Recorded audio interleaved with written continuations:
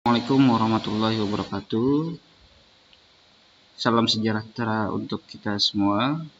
Alhamdulillah, puji syukur kita dapat ketemu lagi ya di channel Buya Adin.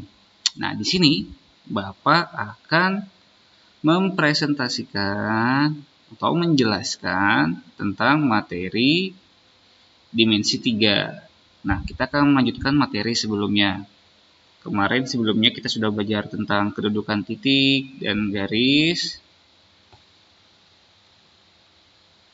Sekarang kita akan mempelajari tentang jarak gitu ya. Jarak antara titik dengan garis, titik dengan bidang. Nah, seperti itu kita pelajarin. Oke. Jadi yang B ini kita mempelajari jarak titik ke garis dan dari titik ke bidang dalam ruang dimensi 3. Nah, saya jabarkan ini. Pertama kita belajar jarak titik ke titik, gitu kan? Terus titik ke garis. Yang ketiga jarak titik ke bidang. Kemudian keempat menentukan jarak antar dua garis. Kelima menentukan jarak antara garis dan bidang. Keenam menentukan jarak antara dua garis dalam ruang dimensi 3. Oke. Langsung. Nah, ini merupakan gambar sebuah kubus. Ya. Sebuah kubus, nama kubus apa masih ingat ya namanya? Kubus A, B, C, D gitu. E, F, G, H. Nah, ini nama kubusnya. Ya. Kubus itu memiliki panjang rusuk yang sama keseluruhannya. Di video sebelumnya sudah saya jelaskan tentang titik sudut, rusuk, dan sisi juga, diagonal ruang, diagonal bidang sudah. Nah, sekarang kita bahas dulu jarak antara dua titik. Oke. Sekarang kita perhatikan titik A. Titik A ini ya, titik A. Titik A. Nah, titik A ini antara A dengan B jaraknya berapa gitu.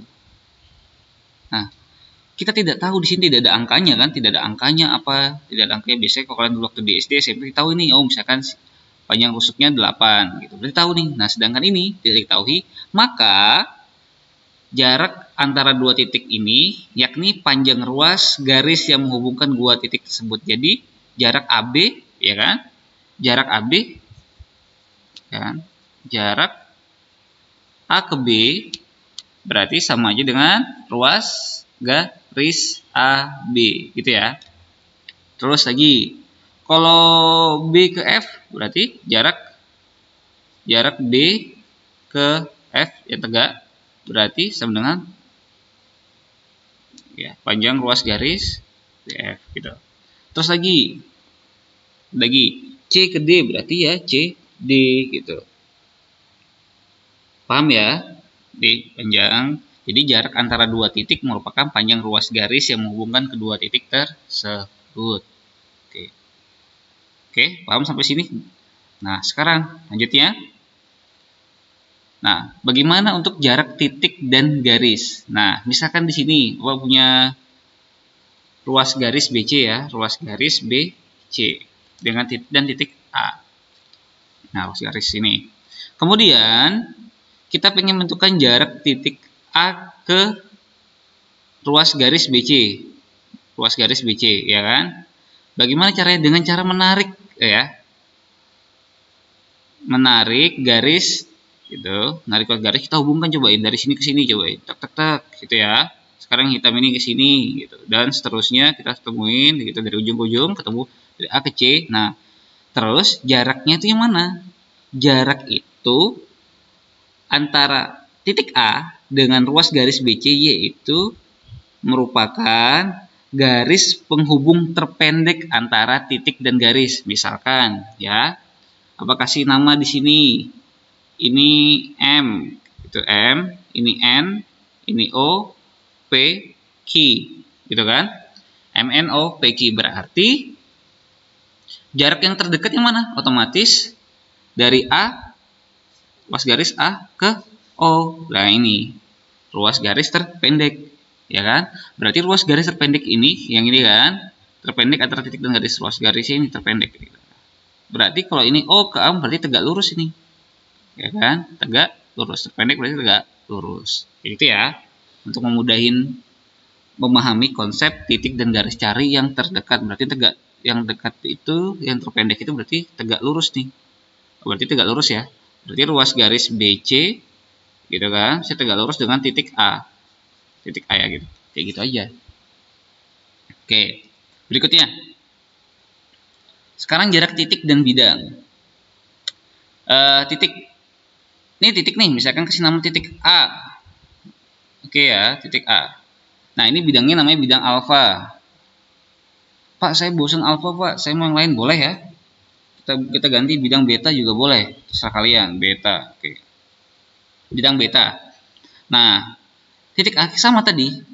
Menentukan jarak titik dengan bidang, kita mengambil, ya tadi, menarik garis ya, garis tegak lurus dari titik A ke sebuah bidang. Sama tadi, tegak lurus ini. Tegak lurus ini. Nah, tegak lurus di sini. Gitu ya, tegak lurus. Bukan yang ini. Bukan yang ke sini ya. Nah, bukan. Namanya terpendek itu berarti pakai tegak lurus untuk dimensi ruang. Dimensi 3 pada bangun ruang. Kayak gitu ya. Jadi kalau sama, pahami konsepnya untuk jarak itu ya. Jarak dari titik ke garis, titik ke bidang, cari yang tarik garis lurus ya, terpendek antara titik dan garis ya. Untuk titik dan garis, kemudian untuk titik ke bidang, ambil juga menarik garis tegak lurus dari titik A ke sebuah bidang dengan sebuah garis bantu. Gitu. Oke, ya.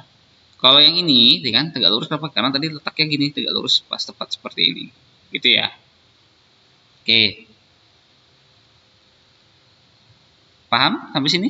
Oke, Bapak harap paham untuk memahami konsep ini. Kemudian, nah, cobain kita asah latihan. Nah, gini.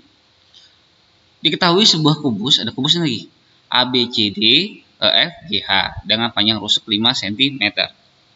Ya kan? Panjang rusuknya 5 cm. Nah, titik P adalah pertengahan antara CG. Nah, titik P ini nih, titik P.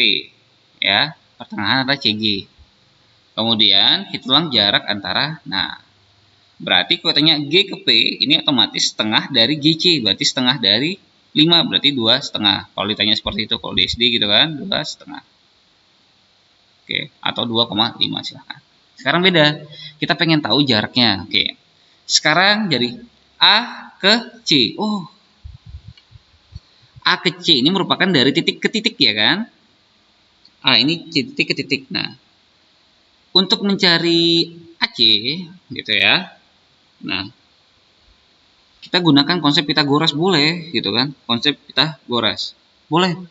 BC berapa gitu kan boleh. AC yang A ya. Yang A boleh kita pakai ini.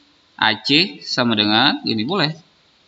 5 kuadrat ditambah 5 kuadrat. Ya kan? AC itu kan diperoleh dari panjang AB kuadrat ditambah BC kuadrat. Kayak gitu. 5 tambah 5 25, 5 tambah 5 25 boleh. Sama dengan akar 50. Akar 50 itu sama aja dengan berapa? 5 akar 2 ya. 5 akar 2. Oke. Nih, boleh cara seperti ini. Atau kalau enggak, gini aja. Pahami konsepnya.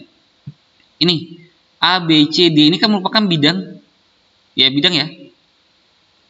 Bidang. Nah, ternyata A ke C ini masih dalam satu bidang yang sama. Gitu. Kalau sama, ini misalkan nih konsep. Nah, persegi, konsep persegi ya. Konsep persegi ini persegi. Nah, misalnya ini A, B, C, D gitu. Tanyakan A ke C. Nah, boleh kita konsep gini. Ternyata kalau persegi berarti panjang AC sama dengan ya S akar 2. S akar 2. R akar 2. R akar 2. R itu apa? Panjang rusuknya berapa? 5. Terus langsung aja akar 2. Karena diagonal ruang gitu. Pasti nih. Jadi ya, rumusnya R akar 2. Tapi Pak, saya mau ngitung seperti ini di atas, boleh gitu ya. Oke. Berarti dari titik A ke C, yakni jawaban di sini 5 akar 2. Terus A ke P. Nah, A ke P. Ya kan? Berapa ya? Nah, A ke P. Kita gambar di sini. A ke P. Gitu kan? A, C, ini P. Nah, berarti kita menggunakan teorema Pythagoras tadi. Nah, sekarang untuk yang soal nomor D, dari titik A ke titik P. Titik A ke titik P ini, gitu kan? Kita buat gini, misalkan ini A, ini sini P, ini C. Nah, tadi berarti panjang ruas garis AP sama dengan akar kuadrat dari AC. AC tadi 5 akar 2. Gitu kan? Oke. Ditambah P ke C berarti 2,5 pangkat 2. Gitu ya. Nah, kita selesaikan. Kita selesaikan dulu.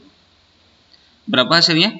5 kali 2, 5 pangkat 2, 25. 25 akar 2 kali 2 berapa?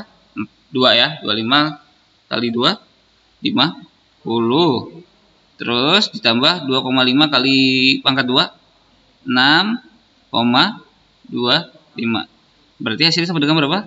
56,25. Gitu.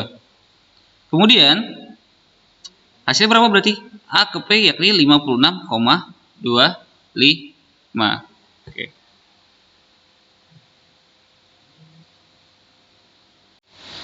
Kemudian 56,25 ini boleh kita akarkan, hasilnya sama dengan 7,5 gitu ya.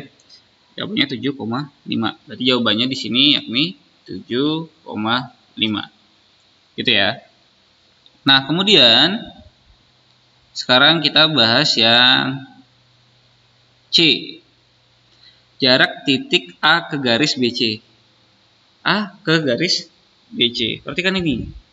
Nah, A ke BC. Kan jarak. Kita ini jarak itu kita mencari yang oke.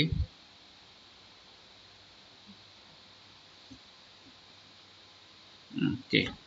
Kita mencari tadi ya. Ingetin konsepnya, cari yang jarak terpendek, penghubung terpendek antara titik dengan garis terpendek. Nah, berarti yang terpendek antara A ke BC yakni jelas-jelas otomatis ya ini panjang ruas garis ya ini ya, ruas garis AB. Ruas garis AB berarti ya kan, titik A ke BC berarti A ke BC berarti sama dengan AB. Nilai panjang ruas garis AB berarti sama dengan 5 cm. Berarti 5 cm. 5 cm. Ini juga cm. Kemudian berikutnya yang D. Titik C ke FH. C ini sini, ini C ke FH. Oh, FH di sini. Ya kan? Kita ambil garis di sini, bantu C ke FH. Oke. Gitu ya. Kemudian kita ambil garis bantu. Nah, di sini. Nah, di sini. Nanti ini akan terbentuk segitiga. Nah, cobain kita menggunakan GeoGebra. Cobain. Nah, C ke FH. Ini FH ya, kita buat dulu. Kita buat ruas garis. Nah, ini C ke FH gini kan. Ingatin yang hitam ini. Nah, terus kita cari ini C ke FH. Ini C. Kita tarik C ke FH. Nah, ini akan terbentuk, kita gabungkan gitu ya. Akan terbentuk sebuah segitiga. Segitiga apa namanya? Segitiga sama sisi. Ini sama sisinya nih. Ini pasti 5 akar 2, ini juga 5 akar 2, 5 akar 2. Nah, terus jarak terpendek ya kan? Kita pengen jarak terpendek dari C ke FH. Jarak terpendeknya mana? Berarti kita ambil ini. Nah, kita gambar. Nah, jarak terpendek ingetin, jarak terpendek itu merupakan titik tengahnya. Oke. Biar lebih mudah, coba saya buatin dulu. Biar gambarnya rapi, saya hubungkan ini ke sini. Oke. E ke G.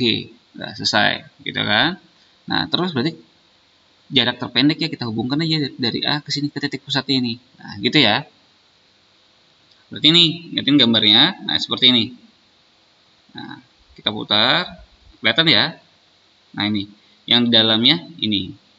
Nah, di dalamnya ini gambar segitiga, di segitiga.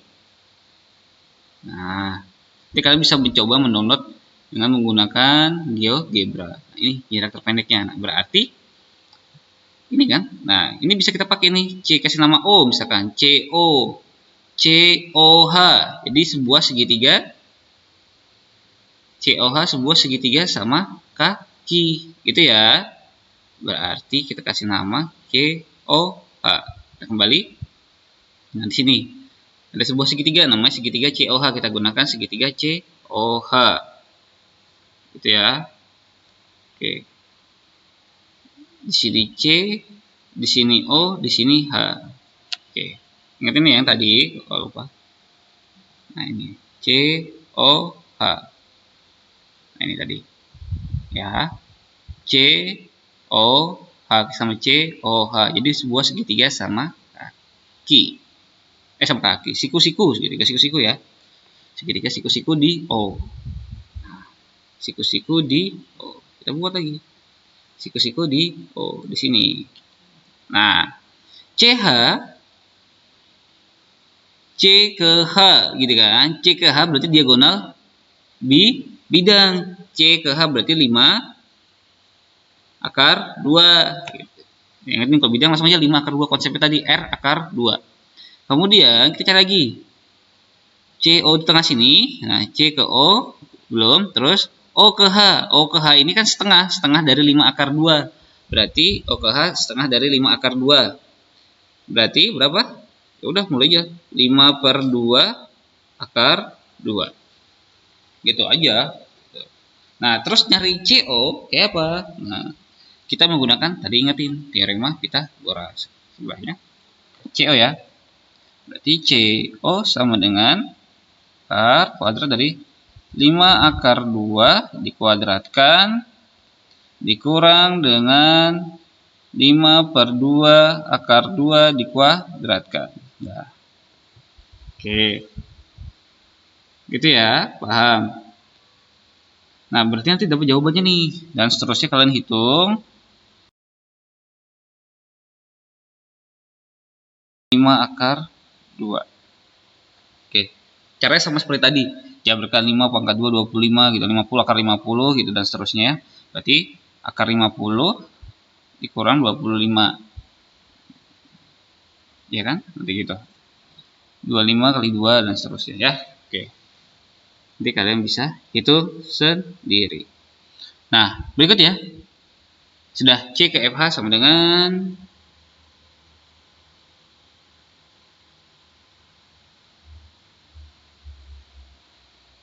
sudah ya, C ke FH.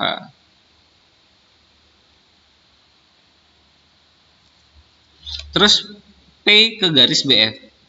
P di sini ke garis BF. Oke, ini kan sini. Gitu kan? Kita hubungkan nih jadi segitiga kan? P ke garis BF. Ya udah, berarti sih kasih nama. Kan tepat di tengah-tengahnya nih. Kasih namanya T lah misalkan. Jadi segitiga kan? Kayak gini. Nah, di sini P, di sini F, di sini T. P, F, T ini segitiga ini. Nah, GeoGebra, oke, kita coba pakai GeoGebra. P ke F, T. P ke F, T. Oke ya. P di sini tengah tadi ya, kita titik di sini. Misalkan tepat-tepat di sini, P-nya misalkan di sini P-nya. P ke F. P ke BF gitu kan ke sini. Berarti kita sama kayak segitiga. Ya kan? Kita ngambil sini nih. Nah. Oke. Nah, ke sini. Nah, Sini. Nah, di sini kita tarik tengah-tengahnya nanti ke sini bantuan.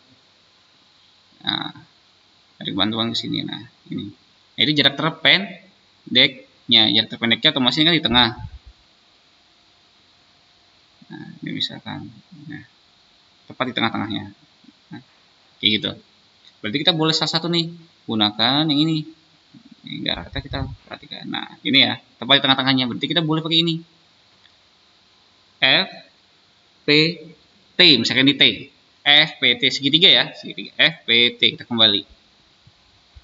Gitu kan? F P T. Nah, terus F ke T berarti setengahnya berapa? 5/2 kan? 5/2. Oke.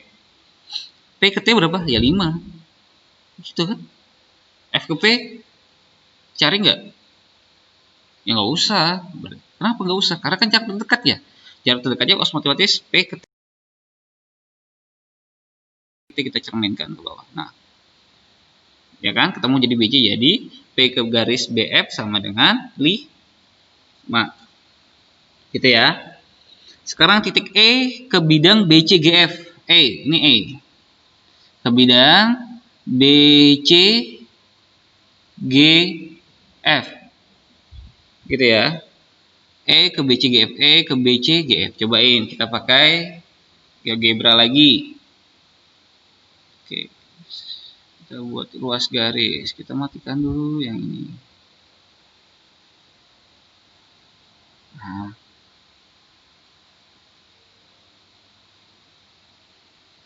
Oke, nah.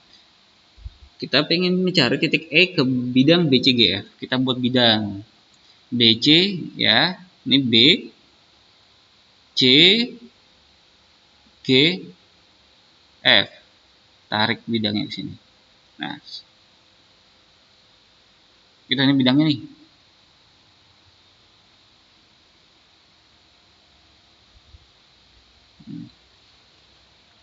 Nah, berarti titik E ke bidang BC GF. Nah, berarti kan sama aja dengan nih, bidangnya kelihatan nggak kalian? BC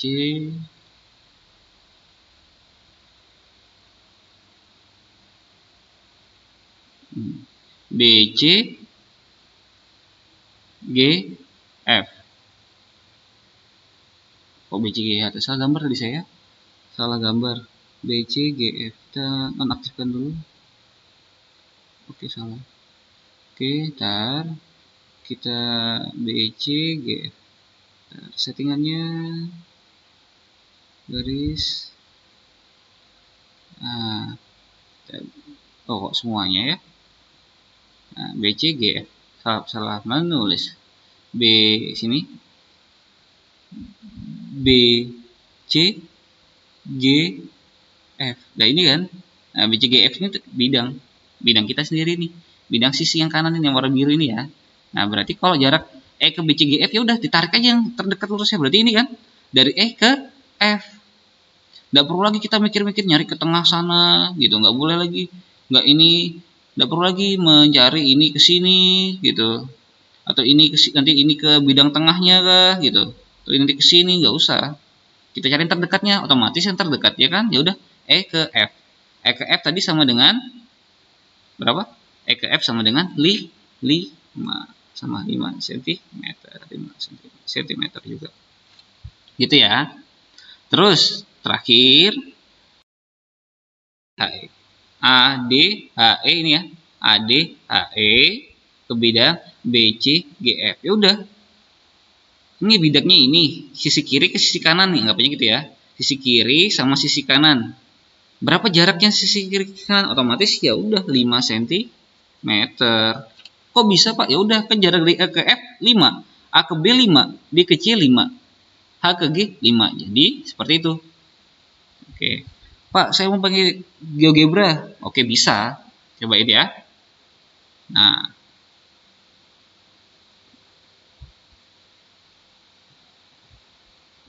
Oke, perhatikan. Jadi bidang nih. DC, GF, bidang kiri nih. DC, GF, yang kiri ya. Ingatin yang kiri, yang ungu ini ya. Ke bidang yang warna ini nih. Samping ini yang warna oranye. warna kuning. Gitulah. Ini ke sini. Nah, jaraknya berarti kan ini. H, D, A gitu kan. B ke C, jaraknya ini. Dari antara bidang ADHE dengan BC GF, jaraknya udah ini. E ke F, A ke B, D ke C, dan H ke G. Jaraknya berapa? 5 cm. Sesuai dengan yang diketahui dari soal yang telah diberikan. Itu ya. Kalian lihat-lihat. Ya, bisa kalian gunakan buat kalian menalar. Oh, bisa digeser kanan, bawah, ya. Diputar, kalian buat ini nalar. Jadi enak tuh bisa ngelihat. Kalau misalkan susah untuk menalar, belajar. Oke, gitu ya. Kemudian yang terakhir. Nah, ini pesan Bapak terakhir. Quote kita hari ini bahwa pendidikan adalah senjata paling ampuh yang bisa digunakan untuk mengubah dunia. Oke, benar ini. Ya kan, kata Nelson Mandela. Benar, pendidikan adalah senjata paling ampuh yang dapat bisa digunakan untuk mengubah dunia. Nah, contohnya kita, negara kita merdeka tahun 1945. 17 Agustus 1945. Gitu ya. Nah, otomatis itu pasti ada usaha. Usaha dari siapa? Usaha dari para pendiri-pendiri bangsa. Ya kan? Mereka pasti mengenyam pendidikan yang sangat tinggi. Sangat-sangat tinggi. Seperti presiden kita menguasai bahasa yang begitu banyak gitu kan. Lebih dari 3 bahasa yang beliau kuasai. Zaman dulu tuh hebat sekali ya. Bisa menguasai lebih dari 3 bahasa. Paling zaman dulu tidak ada internet. Berarti begitu beliau perjuangan para pahlawan kita, pahlawan proklamator dan pendiri bangsa yang lain sangat hebat. Karena pendiri-pendiri bangsa ini bisa menguasai lebih dari 2 bahasa gitu digunakan. Berarti mereka jelas-jelas menggunakan pendidikan yang bisa dilakukan mereka untuk mengubah dunia dan mengubah bangsa kita Indonesia. Akhirnya terbentuk negara Indonesia dan kita semua merdeka. Dan sekarang kita bisa belajar tanpa memandang kasta, tanpa memandang derajat dari sosial dari suatu orang. Nah, berkat para pahlawan, jadi tujuan sekarang kita untuk terus ya belajar dengan baik dan benar. Walaupun sudah merdeka, kita harus belajar. Kita perlu penerus-penerus bangsa yang dapat menciptakan kebaikan-kebaikan dan dapat memajukan bangsa negara kita di kancah internasional. Jadi kita bisa mengubah. Makanya dari sekarang, anak-anak rajinlah belajar, ya, rajin belajar. Dan pesan Bapak selalu, budayakan literasi dan asah numerisasi. Pentingnya itu untuk membaca. Ya, dan penting juga untuk selalu menggunakan numerisasi untuk proses penalaran. Kalian menalar, kayak tadi kan belajar bangun ruang menalar, untuk kalian menghitung, itu penting. Mari kita mengubah dunia, dapat kita lakukan dari yang sederhana. Apa yang bisa kalian lakukan? Yakni sebagai pelajar, yakni belajar dengan sungguh-sungguh. Kemudian buatlah negara kita menjadi negara yang maju. Itu saja pesan dari Bapak. Semoga mudah dipahami. Kita ketemu lagi dalam video-video selanjutnya. Bapak akhiri. Wassalamualaikum warahmatullahi wabarakatuh.